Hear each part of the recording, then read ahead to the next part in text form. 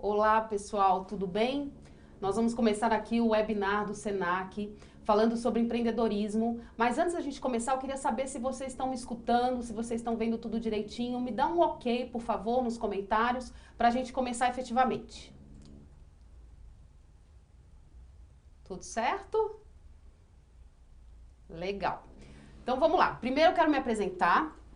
O meu nome é Alice, eu sou jornalista, sou especialista em empreendedorismo, estudo esse assunto há mais de 15 anos e é um prazer estar aqui a convite do Senac. A gente está fazendo uma atividade, uma das atividades da Semana Global do Empreendedorismo, que é comemorado no mundo inteiro, em mais de 170 países, e o Senac é uma das instituições que mais trabalha essa questão do empreendedorismo. E eu tenho o prazer aqui de convidar a Fernanda. Tudo bem, Fernanda? Ela é especialista em planejadora de marketing, especialista em marketing, em foco no cliente, certo? Certo. E o Anderson Penha, que é especialista em experiência do usuário, atua em empreendimentos sociais, economia criativa.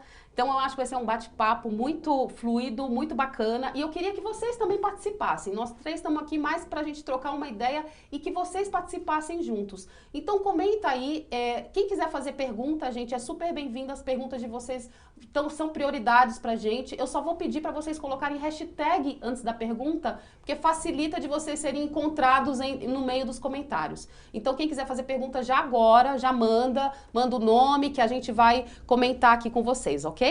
Então vamos começar esse papo, né? Muito bom. Legal. Um prazer estar aqui. Gente, a gente está falando de Semana Global do Empreendedorismo e o Brasil é conhecido como um dos países mais empreendedores do mundo. Tem gente que acha isso ótimo, tem gente que não acha tão bom assim, porque o empreendedorismo não é só aquele empreendedorismo por oportunidade, por causa de tecnologia, tem muito a ver também com a necessidade, com a falta de emprego.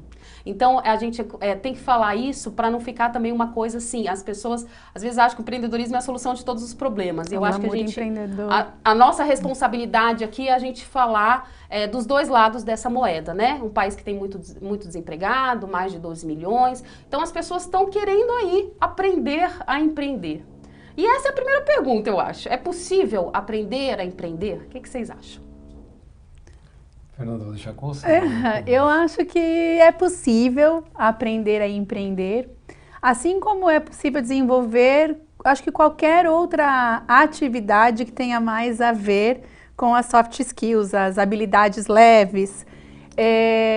Na verdade, precisa de, primeiro, conhecimento, precisa de treino, porque você precisa, conforme você repete, né, você treina, você repete, você vai se habilitando, se habituando, e o que no começo é uma atividade muito difícil, ele acaba virando, de fato, hábito. Eu acho que o mais importante é que a gente não tem na educação comum, pessoas habilitadas ou escolas que estão predispostas, né, ao ensino, à educação empreendedora. A gente não vê isso com frequência em qualquer faculdade, mesmo nas profissões onde as pessoas, teoricamente, vão ser empreendedores depois, como medicina, direito, odontologia, a gente não vê ainda, né, as matérias relacionadas com empreendedorismo ocupando o devido lugar. Então, é por isso que a gente valoriza as escolas que trazem a educação empreendedora, principalmente a intraempreendedora, que significa você empreender mesmo quando você é funcionário, né, quando você é empregado, você também pode ter uma atitude empreendedora, então a gente tem que valorizar as pessoas que estão apoiando o empreendedorismo, porque eu acho que a maior dificuldade que a gente tem no país é essa. Nós empreendemos por amor, nós empreendemos por vontade ou por necessidade, mas nós não, quando nós somos pequenos, nós não falamos assim, quando as pessoas perguntam o que você quer ser, como crescer, não é comum que você escute as crianças respondendo, eu quero ser empreendedor, como se não fosse uma profissão. Até porque é uma coisa muito recente, né? Esse negócio de falar de empreendedorismo, de opção de carreira como empreendedorismo. E é importante lembrar que a gente está num webinar do Senac, e o Senac estimula muito o que você falou, dessa atitude empreendedora. Então tem uma competição no Senac que é muito bacana dizer, que chama Empreenda, acontece todos os anos, acho que está no seu 10º ano ou mais. No final na semana que vem vai ter o final do Empreenda, que atinge mais de 8 mil alunos dentro do Senac, Senac para as pessoas justamente ir lá fazer um curso de qualquer coisa, de tecnologia, de moda, de gastronomia, mas as pessoas já pensarem que você não vai ser só um bom chefe de cozinha, você também tem que empreender dentro da sua profissão. Então essa atitude empreendedora, eu acho que é uma coisa muito recente. Né? Então, Fernanda, eu queria só que você contasse um pouquinho aí da sua história. Você saiu do mercado corporativo e se viu no mundo empreendedor e falou, e agora? Eu brinco, né, que quando me sugeriram empreender, eu achei que estavam me rogando uma praga. Eu não queria isso para mim. Porque eu não fui, meus pais não são empreendedores, a minha família não é empreendedora, então para mim o empreendedorismo era uma coisa muito distante do meu sonho. Meu sonho era ser alguém importante dentro de uma corporação, mas empreender não era alguma coisa que eu sonhei para mim. E eu acho que eu empreendi durante 1 ano e meio sem aceitar, eu ainda procurava emprego. Eu empreendia porque eu me vi na situação de desempregada em janeiro de 2014, quando tinha Copa do Mundo no Brasil, tinha eleição presidencial, então não era um momento favorável. E então eu comecei a empreender, mas eu achava que eu tinha que me recolocar de alguma forma. E hoje é o contrário, hoje eu não me vejo na corporação, mas é claro que tem o aprendizado de todo dia. Empreender não é fácil, no Brasil a gente não tem uma estrutura tão favorável também ao empreendedorismo, embora a gente tenha algumas iniciativas, mas assim, enfim, eu acho que ele para mim hoje o empreendedorismo, ele não tem saída mais, porque eu não quero. Né? Porque ele me dá liberdade, porque ele me permite estar o tempo todo inovando. Eu preciso estar ativa, aprendendo, procurando o tempo todo, porque, a gente até vai falar disso, porque tem um consumidor que não para. Então eu, como empreendedora, também não posso parar. E que comportamento você destaca que foi importante se aprender aí nesse período que você se viu como a Fernanda empreendedora? Olha, de tudo que eu aprendi, acho que o mais valioso e que eu não aprendi tão bem ainda, que estou desenvolvendo, é a escutativa. Ótimo. Porque a gente precisa escutar, aprender a escutar. Tem uma frase que eu gosto bastante, que eu não me lembro de quem ela é agora, mas depois até dou a referência, que as pessoas falam assim, que o cliente, você tem que dar para o cliente o que ele quer, não o que você acha que ele quer. Né? Você não pode tratar o cliente como você gostaria de ser tratado, mas como ele gostaria de ser tratado. E é muito difícil, porque a gente vem de uma cultura que ela não a gente não aprendeu a escutar, a gente aprendeu a falar, a fazer propaganda, a contar da gente mesmo. É muito difícil a gente parar e escutar. Então, para mim, é um exercício diário escutar mais do que falar. E olha que eu gosto de falar. Então, muito mais difícil. E Anderson, e você? Me conta um pouco assim a sua trajetória e esse comportamento empreendedor aí que você teve que desenvolver. Bom, eu ia fazer um comentário bacana, acho que poucas pessoas vão saber dessa história. Estou abrindo aqui agora porque meu primeiro trabalho oficial que eu tenho foi ter trabalhado como feirante. E isso é muito legal, porque assim, quando eu não contava isso para as pessoas, obviamente você vai contar que você estudou, que você fez isso e tal, mas eu tive chance quando eu era menino de ter trabalhado na feira. Assim, e diz que se você quer aprender a vender, que aliás é uma das habilidades mais importantes para o empreendedor, vai para a feira. Não, o melhor lugar para aprender a vender. É muito louco, assim, quando você consegue entender toda a dinâmica da feira, né? Porque ela tem todo um aquecimento, um ritual, assim, de abertura, de como que vai ser, desde comprar, de vender. Então, essa dinâmica é interessante, assim, quando você cria esse diálogo que a Fernanda estava falando com o consumidor e tudo tal.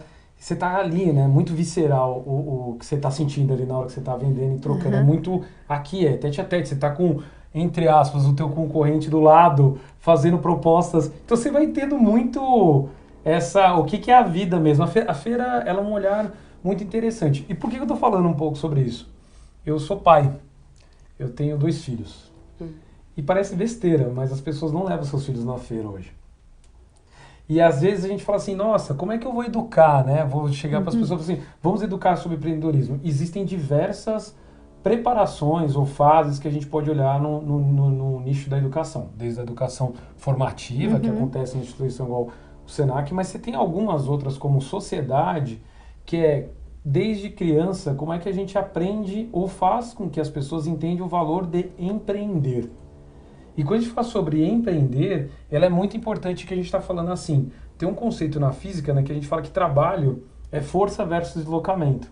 Então, é aplicar força, seja monetária, seja do dia a dia da criança, versus um deslocamento ao prol de uma visão que você construiu. Então você está empreendendo ali, fazendo força para aquilo.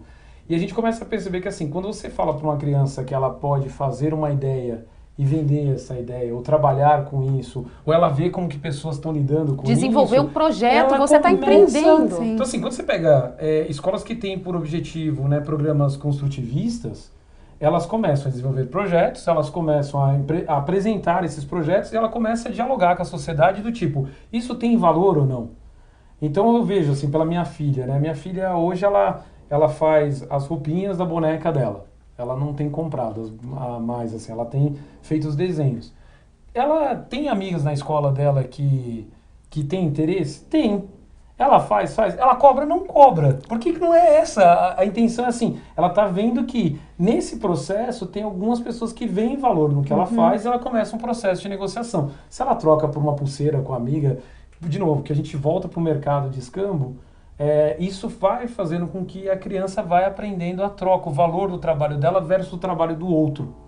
Isso é um ponto que eu acho que como empreendedores a gente tem que começar a entender o valor. Eu estou oferecendo um trabalho para a sociedade. Estou gerando valor. Eu, como professora de empreendedorismo, eu sempre ensino isso para os alunos. É a primeira coisa que eu falo. Esquece tudo o que eu disse no dia seguinte, mas lembra uma coisa. Empreender é gerar, entregar e capturar valor. Se você souber isso, você sabe quase que o jogo inteiro, né? Você conseguir gerar valor para o cliente, escutar e ver o que ele tem o que ele quer e você gerar esse valor é sensacional. Então, esse processo de diálogo que você vai fazendo, ele já é um formato de empreendimento, porque a gente começa a confundir empreendimento com remuneração, né? Sim. E aí você fala assim, quando você cria uma empresa, você pode ver que o primeiro documento que você cria é uma integração do capital social. Então você está gerando valor para a sociedade. Se a sociedade não ver valor naquilo que você faz, ela não te retorna com capital.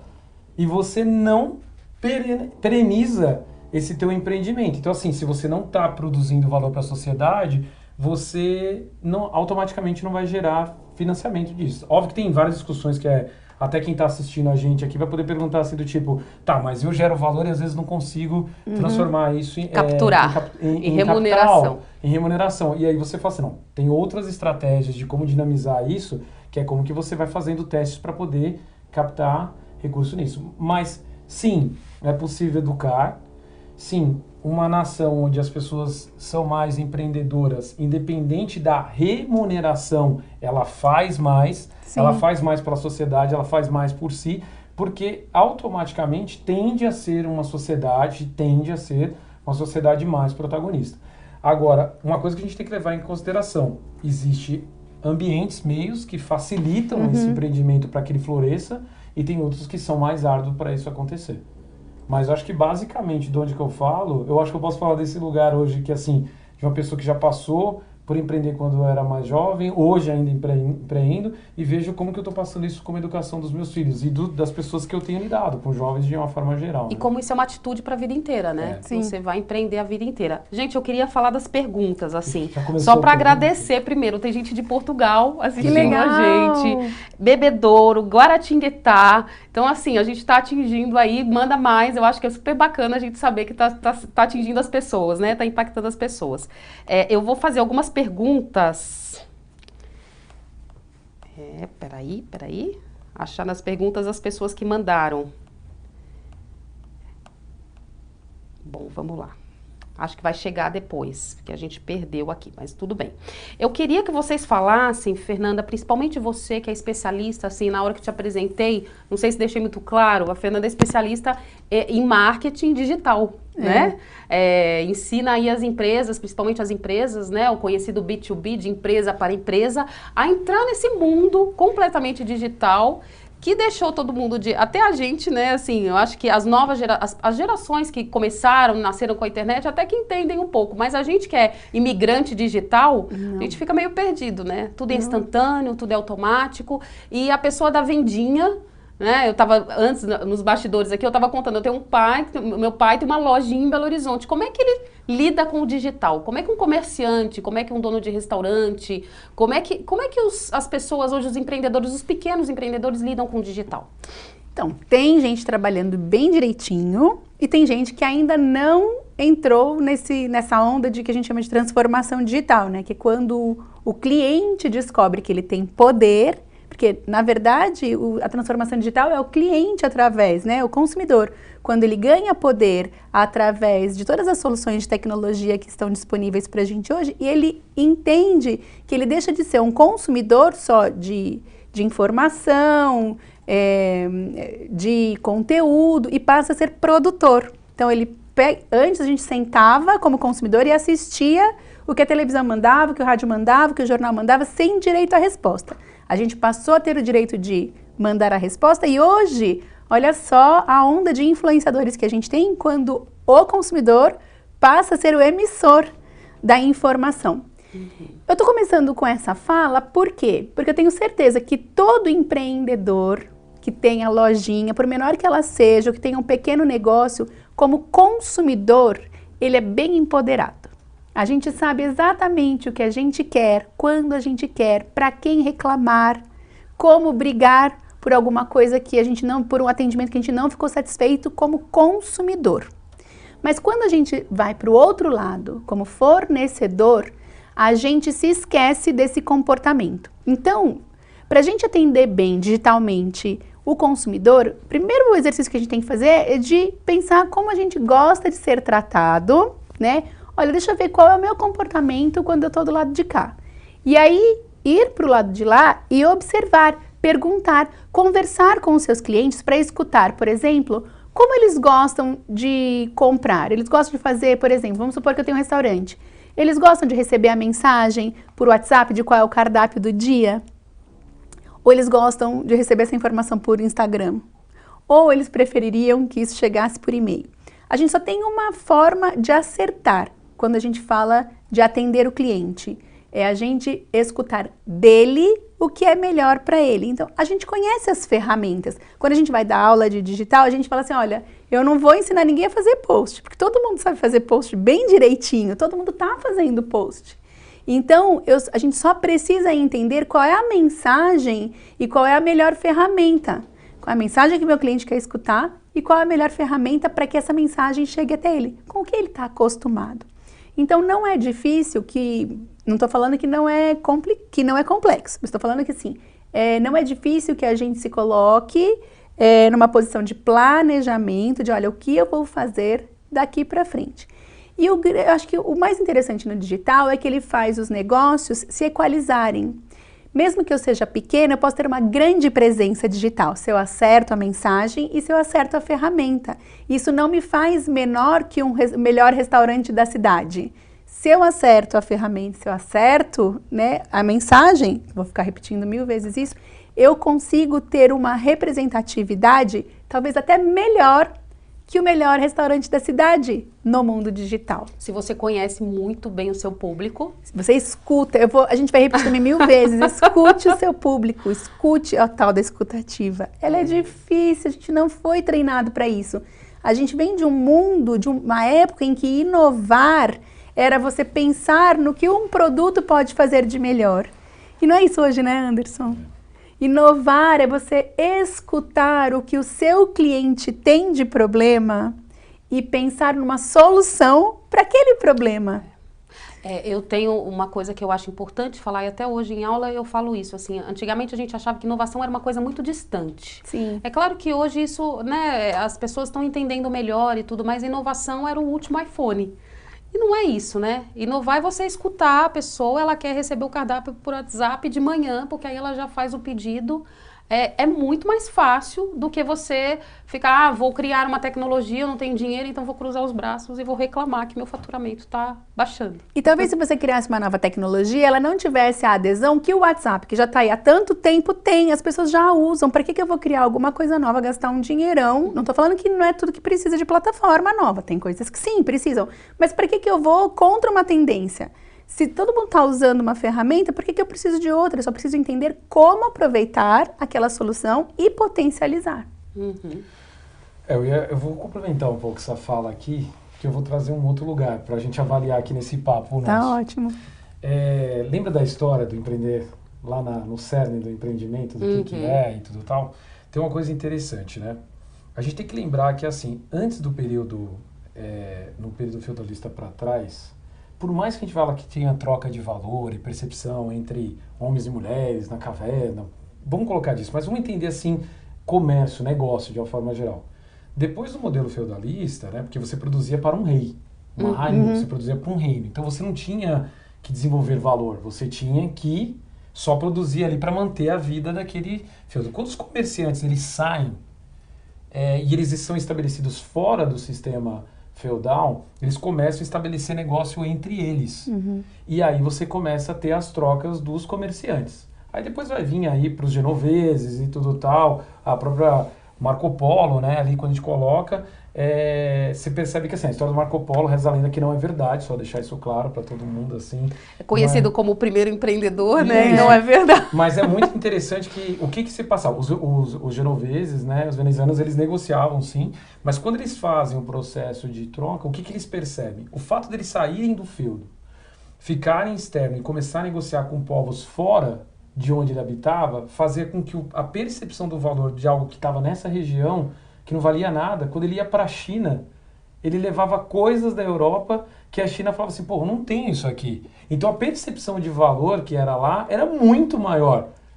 Então, e quando ele voltava com seda, não tinha isso na Europa. A percepção de valor era muito... Eles ficam milionários, a ponto de conseguir pesar o mesmo poder que um rei tinha, eles como comerciantes começam a ter, pagar sistemas paralelos, segurança paralela, e aí começa toda a abertura de mercado que a gente conhece. Se a gente entende nesse propósito de valor, o digital e essa discussão, eu volto de novo para aquele modelo da feira. O que você começa a ter? Você começa a ter essa construção de percepção de valor e a inovação ela entra como um trabalho de percepção. Né? A gente fala assim, para quem quer estudar na faculdade, muitos daí, essa é a filosofia da estética, que a gente fala muito, né? A filosofia da percepção.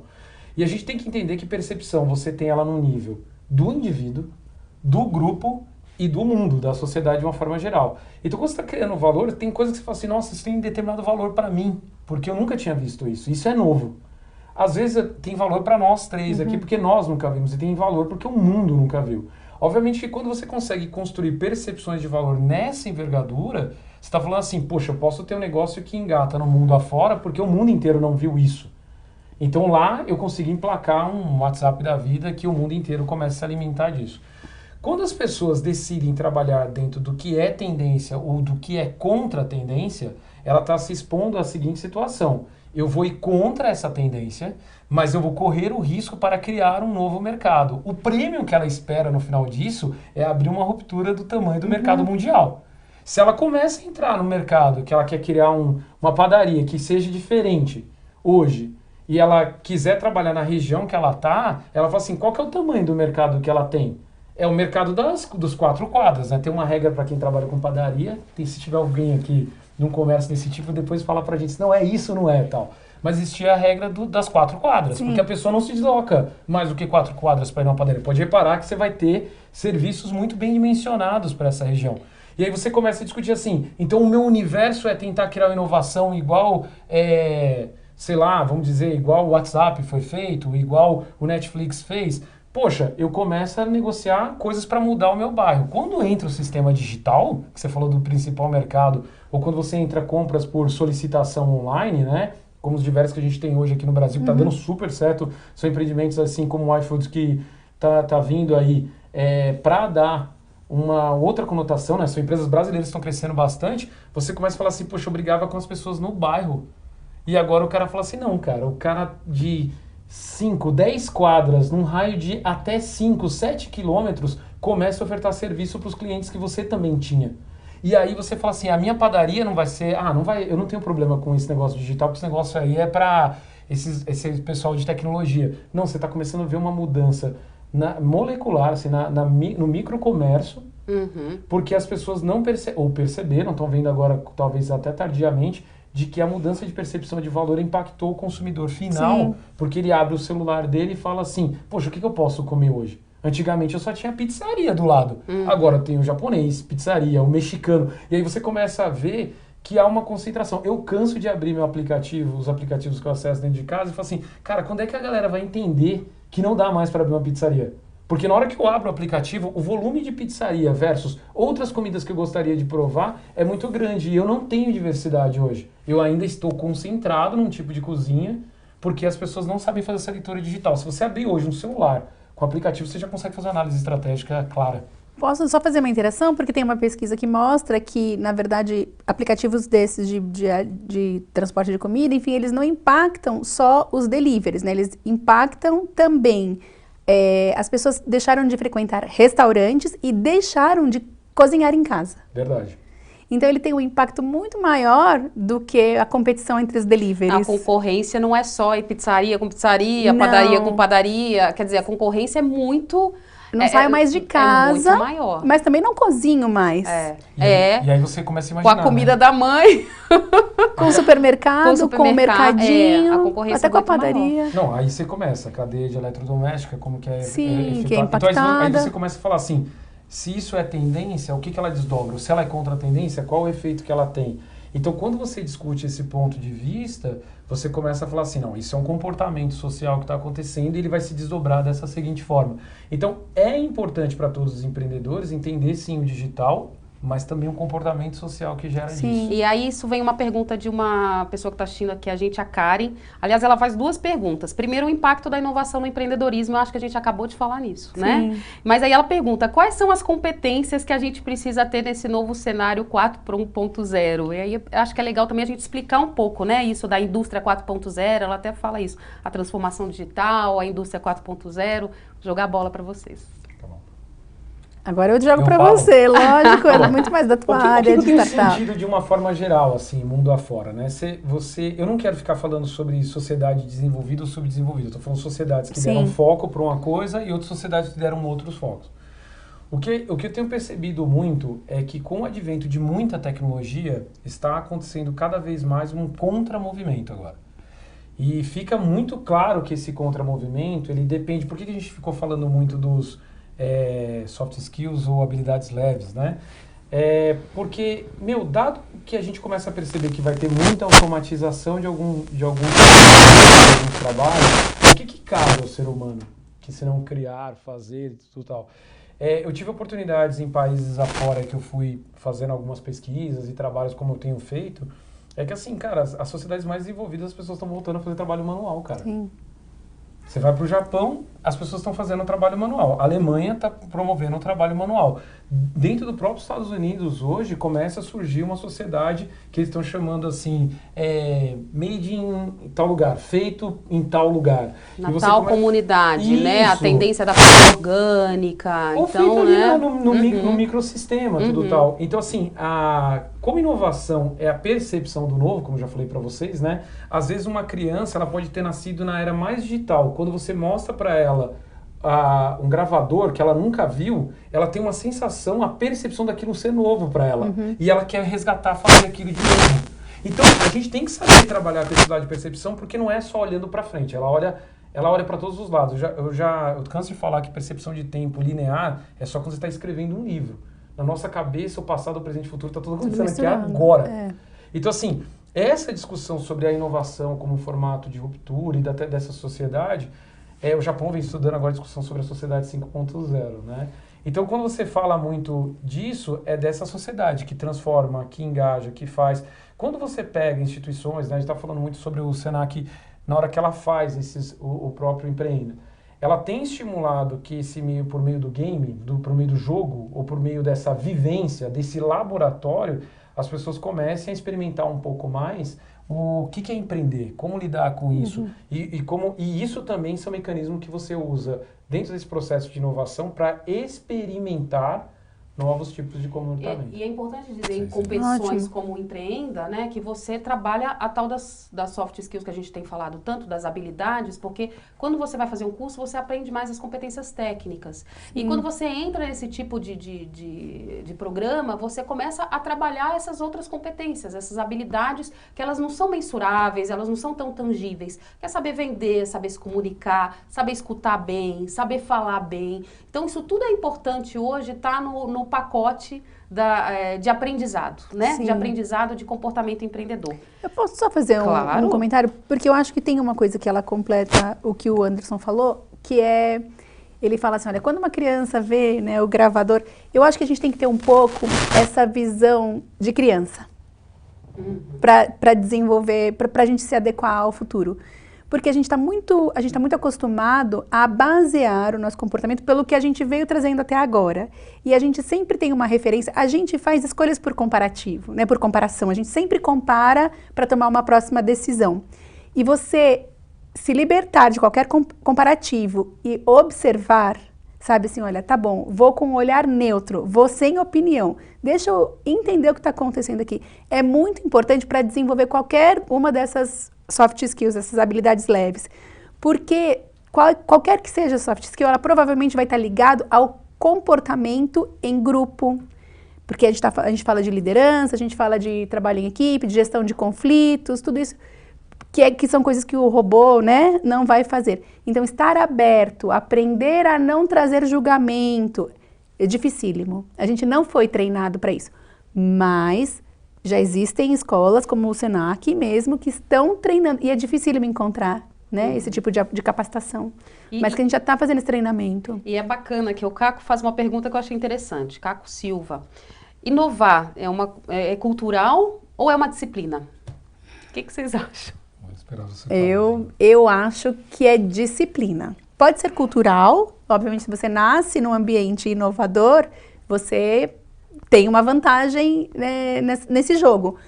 Mas eu acho que você tem que treinar, você tem que acordar todo dia disposto à inovação. Você tem que acordar disposto à observação.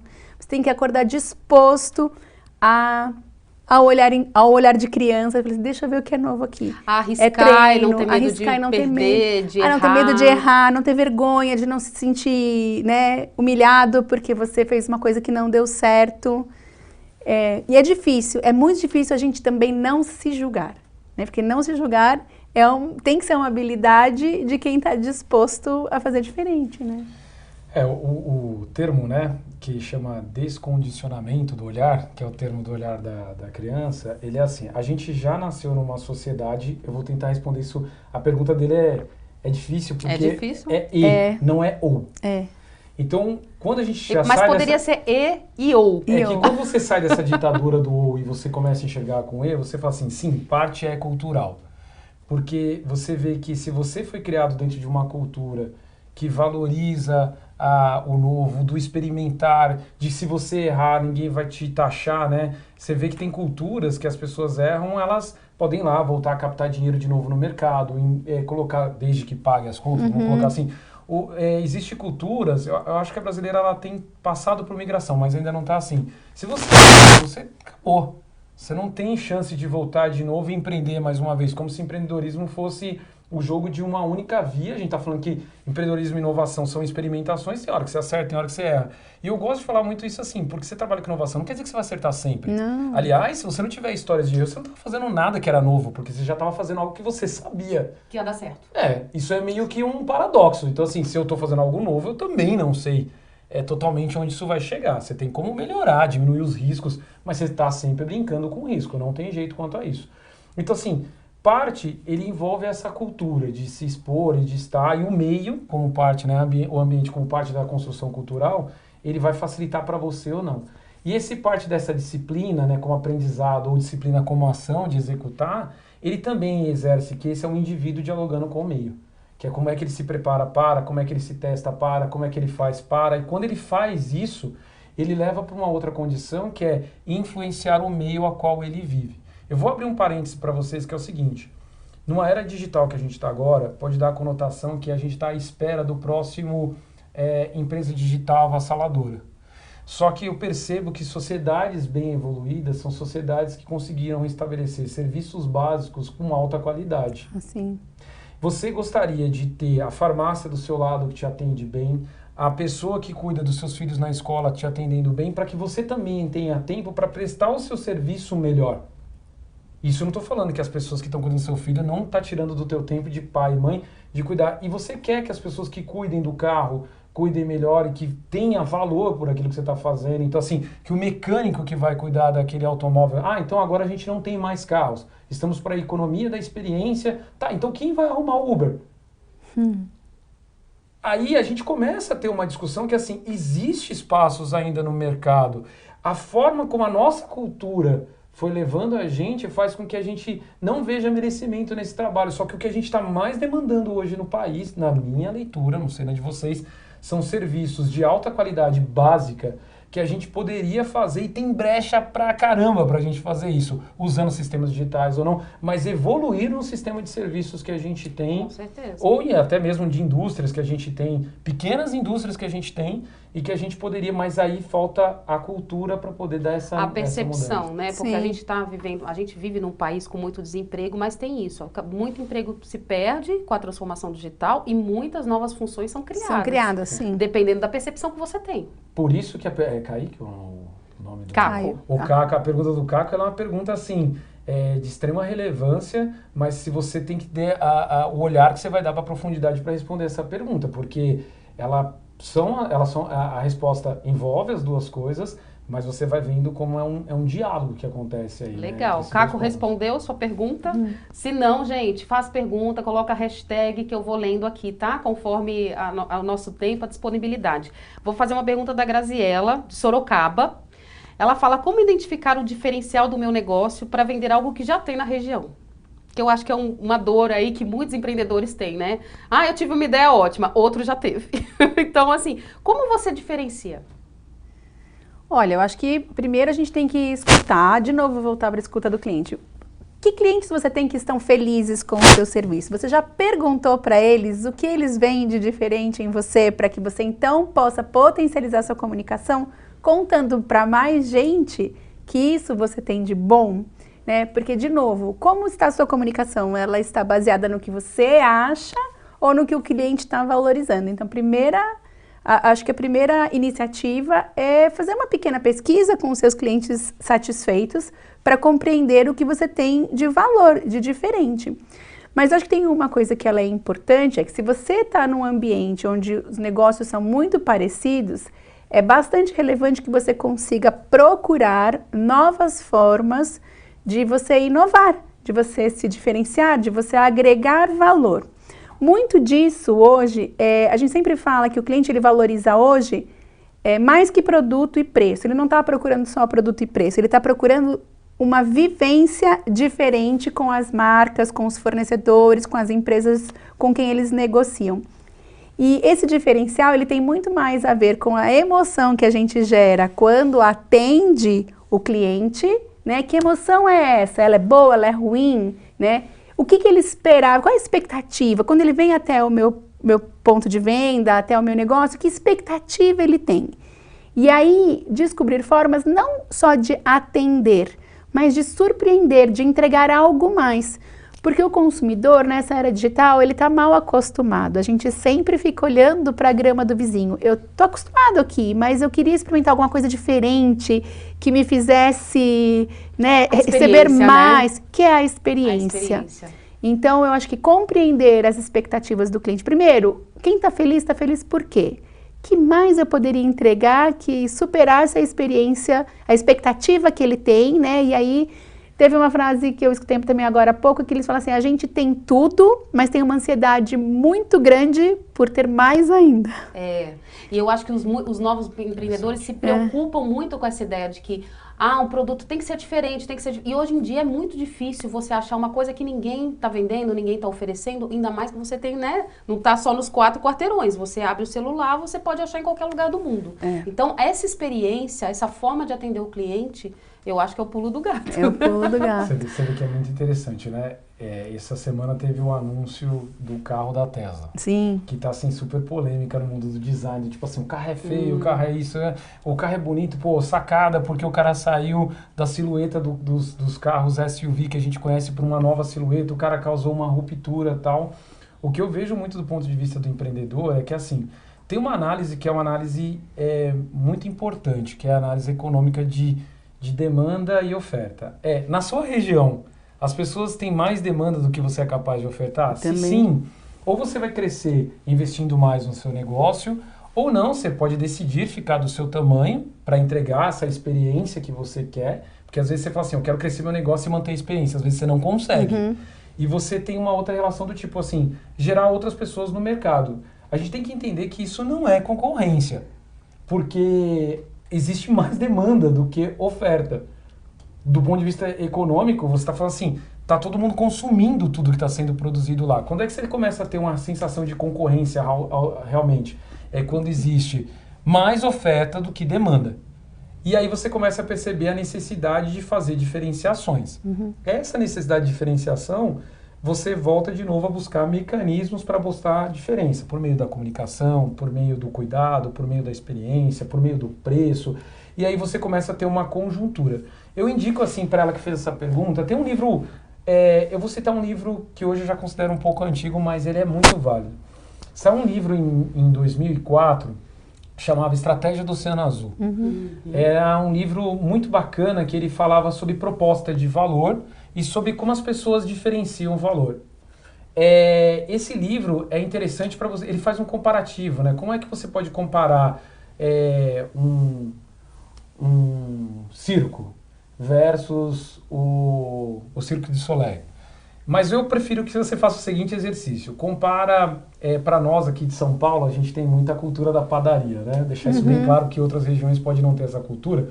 Mas você compara assim, tomar café naquele lugar que você sempre toma, tomar café na sua casa e tomar café num lugar, numa cafeteria e tal. E você conseguir comparar as experiências que você tem ou as atividades que você faz e como que você valoriza cada uma delas. Porque, vou te falar, existe um valor inenarrável de tomar um café bom, bem feito em casa. Sim. Com um pão de queijo feito em casa. Ou existe algo inenarrável de você experimentar também comer tomar um café bem tirado, um café expresso bem tirado e você comer um macarone lá. Vamos pegar um docinho francês total para poder... Cara, e existe público para esse tipo de coisa. Agora você tem que ver se a região que você tá e testando junto com esse público, se ele vai embarcando com você nesse outro movimento de experiência. O que eu tenho visto muito em alguns lugares, né? Eu sou da região do ABC Paulista, aqui em São Paulo. A gente está muito do lado de São Paulo, a gente é grande São Paulo. Eu vejo comportamentos de serviço na cidade de São Paulo e o comportamento de serviço no ABC. Por ser uma região industrial, ainda estamos aprendendo a valorizar serviço, porque as pessoas ainda valorizam custo-benefício. Todo mundo valoriza custo-benefício, mas ainda está muito no custo, né? Então ele fala assim, para que eu vou pagar porque eu tomei num copinho mais bonito e tudo tal. Ele não valoriza toda a experiência que é estar num lugar e viver e ter uma música agradável e tal. São Paulo já não é mais assim. A cidade já não se movimenta. Então quando você entende esse público, esse processo de diferenciação, ele exige muito.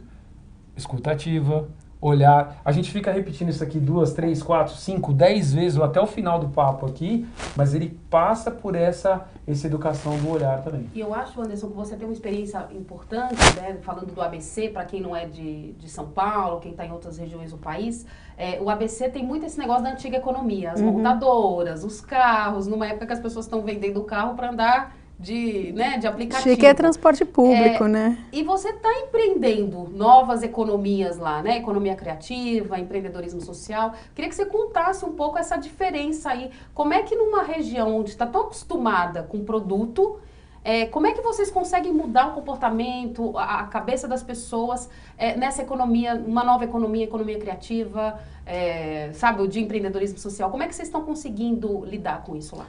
Eu vejo assim, aí eu até vou ouvir mais a Fernanda aqui, agora pegar dicas com a Fernanda. O que acontece? Quando você está fazendo empreendimentos que têm um caráter de mudança social, você também passa pelos mesmos dilemas, tá? Porque você pode fazer atividades sociais que o teu público já está acostumado, vamos falar assim, vamos criar uma escola, vamos criar um sistema de troca entre mulheres empreendedoras, tudo tal, que graças a até um trabalho aqui em São Paulo que a Ana faz, a Ana Fontes faz, é um trabalho que começa a ficar um pouco mais divulgado, está na agenda pública. Quando você vai para trabalhos que não estão tanto na agenda pública, você tem o mesmo desafio, porque ele é inovador, você não tem público, como é que eu vou falar sobre isso? Então, quando você está falando de empreendimentos criativos numa cidade como, por exemplo, lá na região do ABC, ela ainda não está acostumada a falar sobre isso. Então, você tem que abrir o terreno, você tem que dialogar com as pessoas e você tem toda a dor de abrir o mercado. Você tem a vantagem de estar diante do mercado novo, mas você tem as dores de também enfrentar o mercado que ainda não está estabelecido. Dizem que ser pioneiro é muito difícil, né? É. Quando você é o primeiro, é melhor ser o segundo, o terceiro, porque o primeiro sempre está desbravando. E às vezes, desde que o mundo é mundo. E às vezes quando você desbrava, você investe muito esforço, empreende muito esforço e não tem o resultado. No caráter social, o que movimenta, eu e meu sócio estamos fazendo um trabalho lá na Casa 7, né, que é o Tomás Pacheco, que já estava fazendo um trabalho bem interessante na região, dentro de galeria de artes e tal, é que a gente viu que, assim, cara, o retorno para o social é uma sociedade onde a gente mora melhor. Então você vê que o empreendimento para nós passa mais para o indicador de engajamento e transformação social do que necessariamente, e manutenção, né, sustentação desse trabalho, do que o retorno financeiro. E aí você começa a discutir o seguinte, na nossa percepção se você tem uma sociedade mais forte, você vai ter formas de fazer trabalhos que valorizem a inovação, que valorizem o digital e tal. Porque se você não cria essa sociedade, você começa a trabalhar serviços, economias que ainda voltam para a economia industrial. Para uma economia que não valoriza esse tipo de serviço. Então, assim, você tem que preparar o terreno para depois vir com isso. Talvez os próximos investidores que venham futuramente para a região do ABC vão beber desse trabalho. E isso deixa bem claro, já tem pessoas no ABC fazendo isso muito mais tempo do que nós. E a gente também está sendo beneficiado desse trabalho que outras pessoas estão fazendo na região. Tem uma empreendedora na região chamada Ana Tomazoni, que trabalha com escola de culinária na região, ela está fazendo um trabalho específico com cambuci. A gente tem o pós-balsa no ABC, a gente tem toda uma agrofloresta, né, sendo feita plantação junto com o cambuci, a frutinha. Fruta. É maravilhoso. Não sei se já tiveram experiência de experimentar isso. Não, nunca comi. Ela engajou dentro do meio do restaurante dela plantadores, vamos chamar assim, fazendeiros locais, né, para poder fazer o uso dessa fruta, né, e usar isso dentro da culinária local. Quando você consegue ver essa transformação, ela gera serviço, gera emprego, gera renda, gera sustentação, volta a estabelecer por que a gente tem que manter a Mata Atlântica e ainda gera retorno e está sendo reconhecido no Brasil e fora dele. Aí você fala assim, pô, peraí, cara, vamos discutir um pouco então qual o tipo de empreendimento que o Brasil está tendo que fazer. Porque na hora que você engata tudo isso, que você entende toda essa sociodinâmica que é construída, você fala assim, empreender socialmente também gera valor monetário. É que a gente tem que entender a mecânica de monetização. E tem que criar uma cultura, né? Eu acho que tem muita gente fazendo essa pergunta, né? Como é que a gente empreende num cenário tão novo que ninguém sabe no que vai dar, o que vai ser. A gente também está testando, né? E eu acho que tem muito a ver com isso que você está falando. Agora, Fernanda, eu queria ir para uma pergunta mais prática. Deixa eu ver aqui o nome da pessoa, não estou achando, mas, enfim. Ele pergunta como é que você investe em mídias sociais. Eu acho que é uma dor também de muitos outros empreendedores. Como é que você investe em mídia social? Será que dá retorno mesmo? Porque, assim, tem gente investindo muito dinheiro e aí o pequeno empreendedor não tem esse muito dinheiro para investir. E será que vai dar retorno mesmo? Será que vale a pena fazer esse investimento, né? Quando você fala no digital, que é tão importante, ou é melhor esperar e ver o que vai dar? Assim, era uma pergunta de um leitor aqui, Olha, acho que o primeiro é dimensionar, né? O que você quer como retorno? Porque se a gente não sabe para onde a gente vai, né? Então, qualquer caminho, já diria o autor, qualquer caminho leva a gente até lá. Então, primeira coisa, o que você quer? Quanto você precisa vender? Aliás, você precisa vender ou você precisa ser mais conhecido? Qual é o seu objetivo, né? E se vamos supor que você queira de fato vender, porque aí tem uma monetização, e com a monetização eu tenho o retorno do investimento. Quer vender quanto também? Porque às vezes as pessoas viram para mim e falam assim, eu fiz um investimento super alto na determinada plataforma, e eu falo assim, mas quantas vendas você precisa por mês? Eu preciso de 20. Para vender 20, você precisa falar com 1000 pessoas numa plataforma de amplo alcance? Não, né? Talvez não. Talvez seja mais fácil você fazer um trabalho mais personalizado, buscar uma plataforma onde você reconheça quem é exatamente o seu consumidor e fazer um trabalho menor, mais focado, né? Que a gente fala mais em nicho, né? Então, escolhe um segmento onde tem um comportamento muito similar de consumidores e trabalha nesses nichos menores que você consegue investir menos dinheiro e trazer um retorno bom. Porque eu acho que o grande equilíbrio do digital é você conseguir, com a mesma verba, né, com a verba que você tem, atingir o máximo possível de pessoas e não sair atirando para todos os lados. Independente de qualquer investimento que você faça em mídia, e eu estou tomando como mídia a gente fazer Google, Ads, né, ou Facebook Ads, LinkedIn Ads, patrocinado no Facebook. Pagar para uma ferramenta, né? Para um veículo. Estou tomando como mídia isso, mas independente do que você faça, todas as ferramentas digitais, elas são veículo, elas são meio. E a informação que vai através desse veículo é que é capaz de fazer o seu cliente se interessar ou não por você, se interessar ou não pela sua solução. E aí a gente vai ter que cair de volta para o planejamento perguntando o que você está contando para o seu cliente. Porque as pessoas vão para os meios digitais para elas ouvirem sobre elas mesmas. Ninguém vai para o meio digital para ver o outro. De novo, a gente já falou que o cliente, ele aprendeu a ser protagonista, né? O consumidor aprendeu a ser protagonista. Então, quando ele vai para as redes digitais, ele vai para entender como ele se beneficia daquele meio. E se a minha mensagem não falar com ele, com o que ele espera, com o que ele procura, né? Com o que ele está buscando dentro de toda essa rede social ou buscador, enfim, eu posso fazer o investimento que eu quiser. Porque se a mensagem está errada, eu não vou ter impacto. E aí, ao invés de investir, eu vou gastar dinheiro. Então, eu acho que o grande erro dos empreendedores é, primeiro, que eles não têm domínio sobre a estratégia que quem está apoiando o trabalho digital faz. Eu não tenho nenhuma expectativa que eu venda durante o dia, vamos falar da padaria mesmo, e à noite eu faça a campanha. Não acho que é isso, que precisa, muitas vezes você precisa mesmo ter alguém que te apoie. Mas você tem que saber criticar e apoiar o trabalho, a estratégia digital. E a informação que a gente vai mandar, a mensagem que a gente vai mandar para o cliente da gente, é importantíssimo que a gente saiba exatamente quem é o cliente da gente e que mensagem ele quer receber. Porque aí eu consigo fazer esse trabalho reverberar de uma forma positiva e, finalmente, ter resultado. Se você está disposto a ter disciplina, acompanhar a estratégia, a escutar o seu cliente, criar a melhor mensagem e aí investir, vale a pena. O resultado vem. Agora, se você vai contratar alguém, né? Muitas vezes as pessoas falam para mim, eu contratei uma pessoa e não deu certo. Mas o que você esperava dessa pessoa? Não sei. Então, aí não vale de fato a pena investir em mídia digital. E todo investimento em marketing, acho que as pessoas têm que ter na cabeça, assim, independente de onde for, assim, ele tem que ter um longo prazo. Nenhum investimento você investe... não é do dia para noite. Não é do dia para noite. Você investe hoje pensando no que você vai recolher lá na frente, né? Então, assim, não ter esse imediatismo de que, né, vender segura a ansiedade, né? Segura a ansiedade. É isso mesmo. É a mesma pergunta do Daniel, da Itapecerica da Serra, só para deixar aqui marcado, viu, Daniel? Obrigada pela pergunta. Como impulsionar as minhas páginas para ter retorno, né? Então, ele pede de LinkedIn. Eu acho que você respondeu a pergunta nesse sentido. O Silvério está aqui falando uma coisa que a gente já comentou um pouco, mas eu queria marcar, porque é pergunta de outras pessoas também que estão aqui assistindo a gente. No futuro, muitos negócios e empregos vão deixar de existir. Qual que é o caminho para a gente identificar um cenário aí mais promissor? Tem um outro que pergunta, quais são as áreas que fazem mais sentido a gente olhar com mais cuidado e achar que, né, que ali pode ter campo fértil para a gente explorar? Olha, tem resposta para todo lado aqui, né?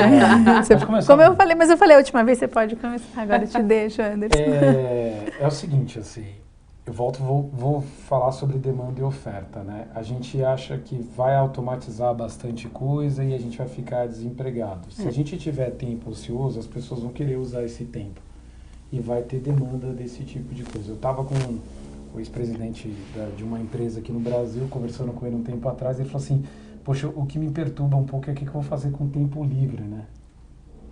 Para algumas pessoas, ela já está começando a questionar assim, esse tempo livre que terá, o que ela faz com isso? Aí você começa a ver negócios como Netflix, né? Você pega seriados que você passa horas assistindo, então você começa a ver assim, áreas de conteúdo, e não é conteúdo só livros, né? Novos tipos de conteúdo emergindo, porque as pessoas começam a ter tempo livres. Ou as pessoas começam a usar o tempo do não lugar.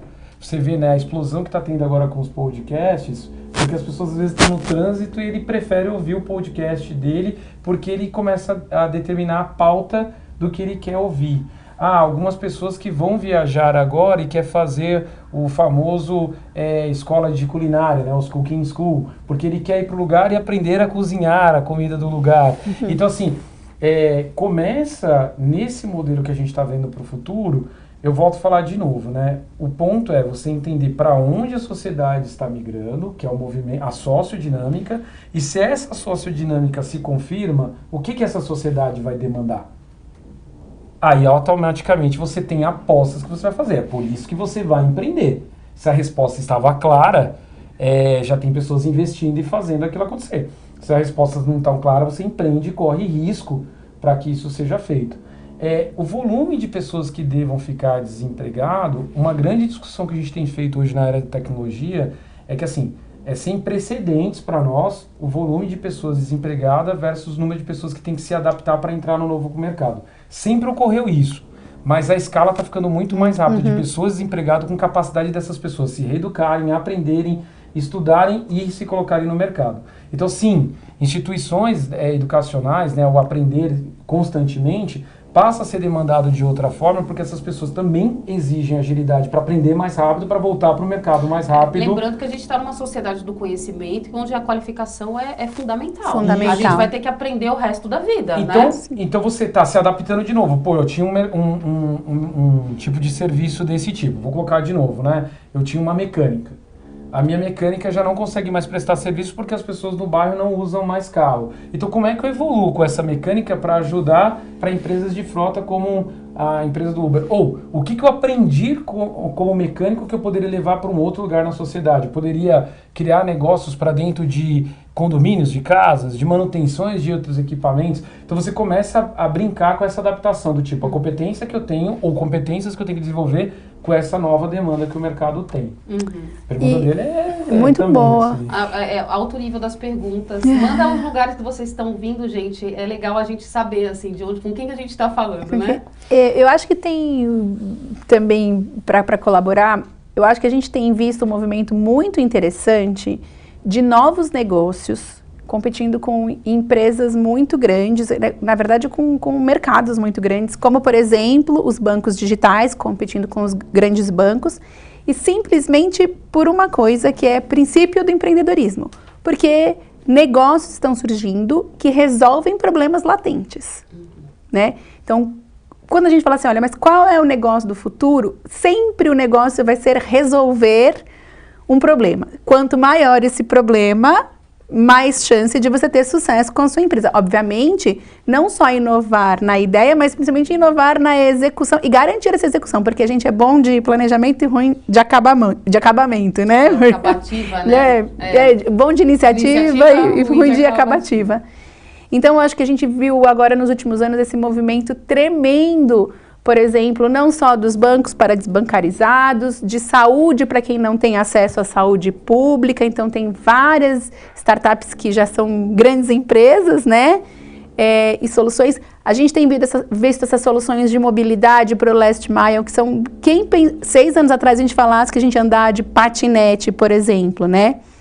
Então, na verdade, eu acho que quanto mais a gente conseguir observar nos detalhes, os problemas que as pessoas estão vivenciando, que não tem iniciativa. A gente tem um país bastante fértil, né, em problemas que precisam de solução, né?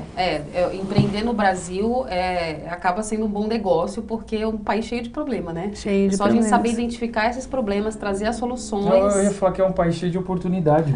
Sim. Exato. Eu acho que a fala do empreendedor, quando ele olha isso, são oportunidades. Algumas oportunidades têm um prêmio, né, de pagamento maior e outras oportunidades têm prêmios de pagamentos menores. Mas tudo de novo, risco, retorno, o quanto de esforço que você vai fazer.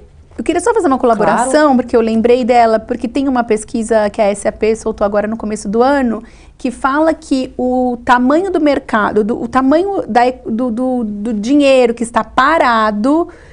Porque de um lado a gente tem um cliente que tem uma expectativa de ser atendido e do outro uma empresa que não consegue atender essa expectativa no montante de 1,3 trilhão de dólares.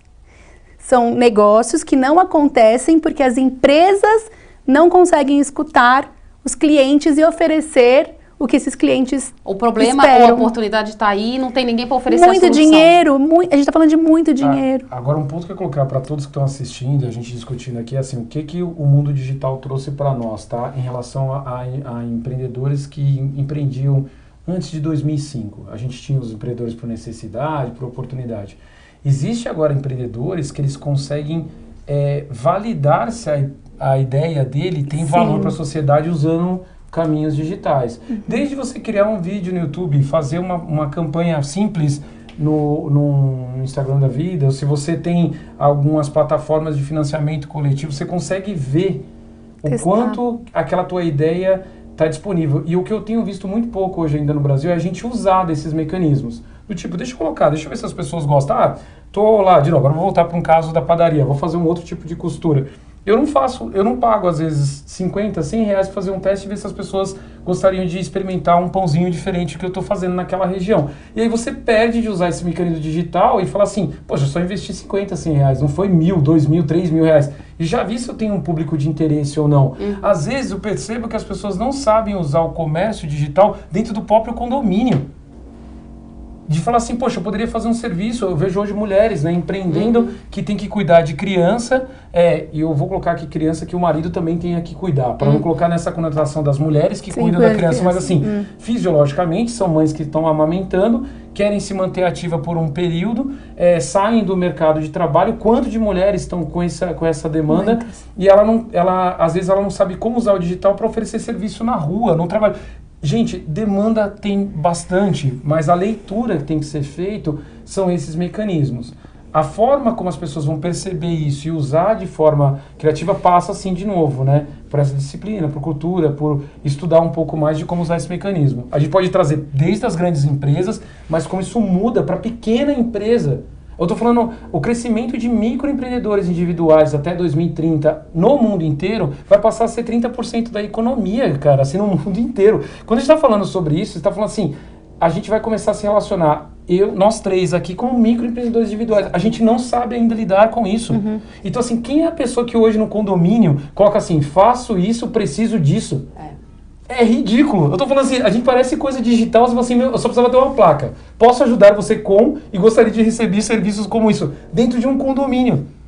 Então, a gente ainda está amadurecendo o uso da digitalização.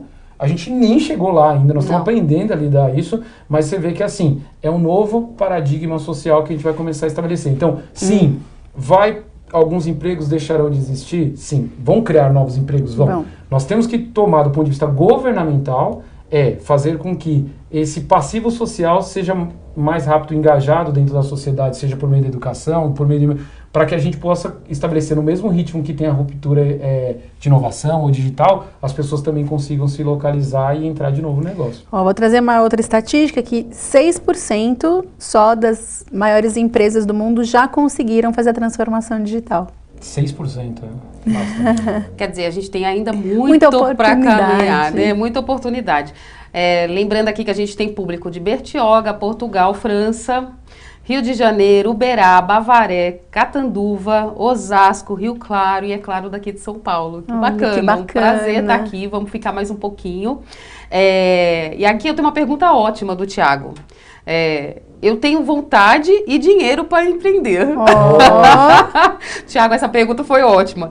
Porém, me sinto perdido no que investir. Alguém tem alguma dica?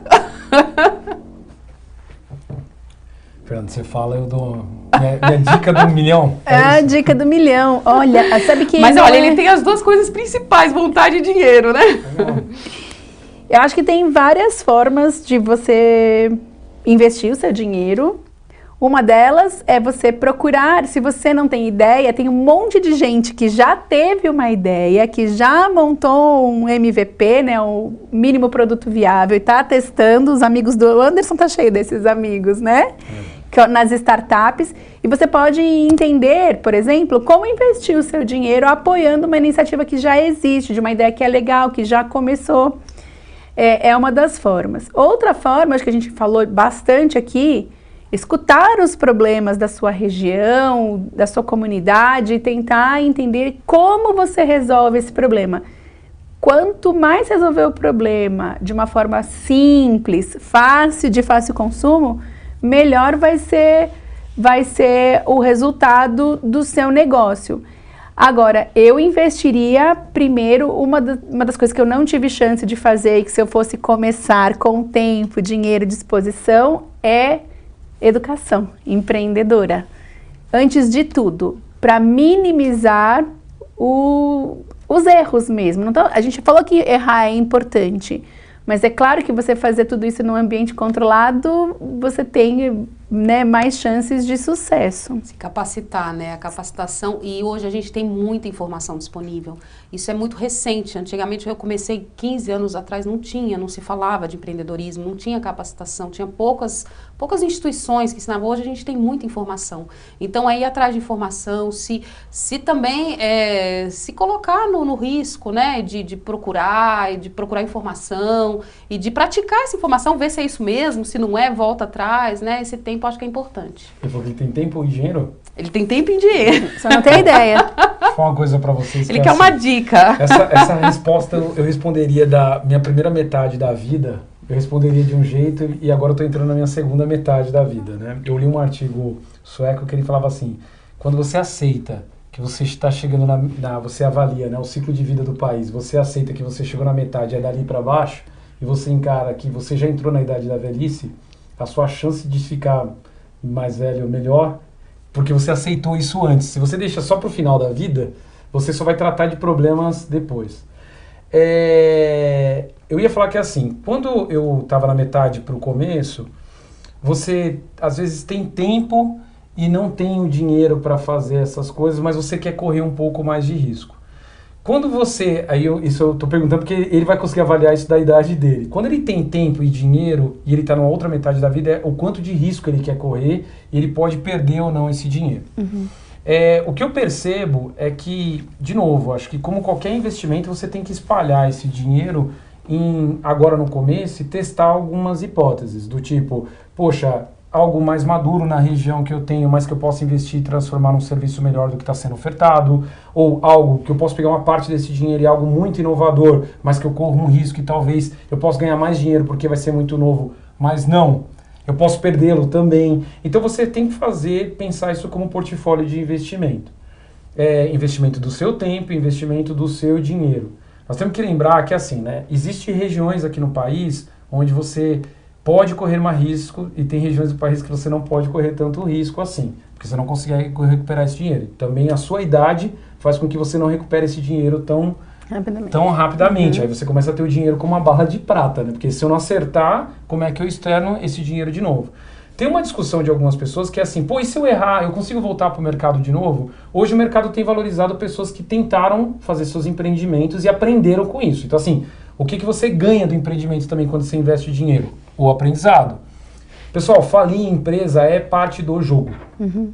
E se você faliu, mas você conseguiu aprender por que você faliu e por que deu, e você conseguir voltar no jogo, é importante para que você pare e pense o que você aprendeu com isso, porque foi um dinheiro empregado, assim como se fosse investir numa formação escolar. Isso deve ser considerado, deve ser valorizado. Desde que você faça um processamento no final desse etapa de você ter falido e falar, cara, o que eu aprendi com isso? Porque esse dinheiro foi convertido em conhecimento.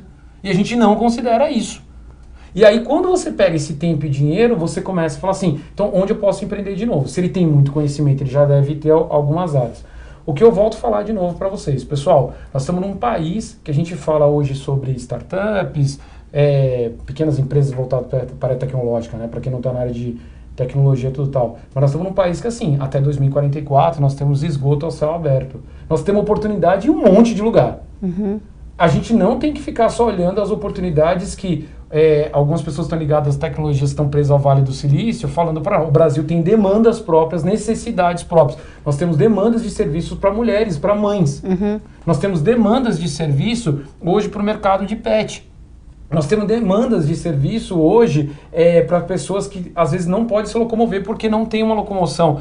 A cidade não oferece uma locomoção boa e as pessoas querem que os serviços venham na sua casa. Então assim, nós temos demandas de serviço ainda que não foram atendidas. Olha as dicas diárias aí que você está passando. Muito bom. É muito interessante hoje. Hoje quando eu acordo de manhã eu falo, poxa, por que eu não tenho esse serviço na minha rua? Eu não consigo, você não tem isso.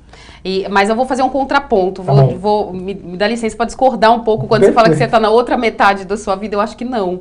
E acompanhando os estudos e as tendências, a gente vê também que a expectativa de vida do Brasil e do mundo inteiro aumentou. Uhum. A gente hoje tem mais medicina, mais oportunidade, né, de viver mais tempo. Então eu acho que você não está na segunda metade, eu acho que você ainda está na primeira. Tem mercado. E aí é um outro público também muito importante que a gente tem que considerar. Hoje eles chamam os matures, né? A terceira idade não existe mais, já é a quarta idade. qualidade. Então, assim, a gente considerar tanto como consumidor de novos serviços, como de produtor. Então, assim, a gente vê startups, né? Startup, uma empresa nova de área tecnológica, parece uma coisa tão de jovem, não é verdade. As pesquisas hoje já mostram que startups criadas por pessoas acima de 50, 60 anos, para atender um mercado que está aí, sem atendimento. Vou trazer um dado para você. Eu vou citar a instituição, porque ela é uma instituição social. Eu fiz um trabalho, né, junto com outras pessoas, para a Fundação Telefônica. Isso em 2015. Esse material está disponível na internet, quem quiser buscar aí pela Fundação Telefônica, pelo menos estava disponível. E a gente fez um estudo de uma visão de futuro em 2015, que era bem interessante. Assim, para né? 2015? Não, era visões para onde que caminharia as coisas. Depois de 2015, tá. Com esse prolongamento do tempo de vida, tem algumas pessoas que estão entrando acima dos 60, 65 anos, e elas estão com capital e tempo, e às vezes ela tem um neto, uma neta. E a gente via que existia uma demanda muito interessante, que era novos modelos de sociedade entre avós e netos. E eles iam caminhar fazendo alguns projetos, porque o neto tem uma linguagem mais contemporânea, mas os avós têm uma determinada sabedoria e dinheiro para fazer alguns investimentos. E a experiência, né, que é super importante, né, essa experiência de vida e tudo, que eu acho que, assim, a gente tem que considerar muito isso. Né? Então, você vê que em alguns outros países, o que passa também, assim... A gente, às vezes, tem tempo, a gente tem o dinheiro, mas a gente não aprendeu a ser investidores. A gente quer sempre criar um negócio. Às vezes você fala assim, cara, eu não vou criar um negócio, eu vou investir no negócio de Alice, vou investir no negócio de Fernanda. Cara, eu posso fazer com que esse capital rode para micronegócios que estão dando certo, desde que aquela pessoa consiga lidar com esse ambiente. Aí a gente vai falar um pouco de economia brasileira que vem sendo discutido hoje, essa segurança de microinvestimento para que as pessoas façam e consigam ter esse retorno. Mas isso também é um ecossistema que a gente fala, né, que sustenta o empreendedorismo para aqueles que querem empreender com o trabalho e aquele que eu posso colocar o capital como forma de empreendimento. Gente, é uma pena. A gente já passou de 1 hora, nós vamos ter que encerrar, mas eu vou aqui de novo agradecer as pessoas, a gente de Porto Alegre, Recife, Itapira, Alagoas, Manaus, Votuporanga, Barra Bonita, São João da Boa Vista. Eu tô super feliz. Nossa, tô me sentindo aqui no território. Realmente a gente está conversando com bastante gente. É um prazer estar aqui com vocês. Eu ficaria mais 1 hora. A gente só tem a agradecer, Alice. Foi muito bacana. Eu queria só pra gente fechar com uma... e eu vou responder essa pergunta também, que eu acho importante. Qual é o comportamento que é, assim, fundamental para quem vai empreender, não só um negócio, mas quem está na vida aí empreendendo, porque viver nessa loucura de mundo digital e 4.0, qual que é o comportamento? Eu já vou começar, já que eu fiz a pergunta, já vou começar respondendo. Para mim, é disposição ao risco. Eu acho que se a gente não tiver, você está na chuva, você tem que se arriscar, de repente eu vou ter que molhar e tá tudo bem, depois seca. Então, assim, qual é para vocês o comportamento que é essencial para você empreender? Agora é sua vez. Para mim, eu vejo que assim, concordo com você que essa disposição ao risco, mas ele tem a ver com esse trabalho de esforço de rua, sabe assim, de estar na frente das pessoas, total. Eu ainda, olha aqui, você está me considerando que eu estou na metade para baixo, o que eu tenho percebido hoje, pelo menos para o contexto brasileiro, a gente fala bastante do digital, mas a gente está perdendo... Essa escutativa que a gente faz, ela tá perdendo o olho no olho, conversar com as pessoas, entender as necessidades e tá ali. E para mim esse estar no campo, estar trabalhando ali onde que você quer, ele também é um comportamento que traz bastante resultado, além desse que você já havia colocado. Muito legal. E você, Fernanda? Eu acho que o que vocês falaram é essencial, mas eu acho que é o equilíbrio entre a razão e a emoção. Porque a gente tende a se apaixonar pelo negócio da gente. E o meu sócio, ele sempre fala assim pra mim, que você tem que saber exatamente a hora em que você acelera e a hora que você tem que parar. Porque muitas vezes a gente tem emoção demais na decisão e a gente não sabe a hora de retroagir. E é importante que a gente tenha clareza, que a gente tenha atitudes. Lógico que a gente seja apaixonada pelo negócio, pela solução que a gente oferece, mas que a gente seja muito realista e resiliente na hora de tomar as decisões. Excelente. Gente, super obrigada. Obrigada a vocês que assistiram. Espero que a gente tenha colaborado, ajudado um pouquinho. Sim. Foi um bate-papo super legal. Até mais. Até mais.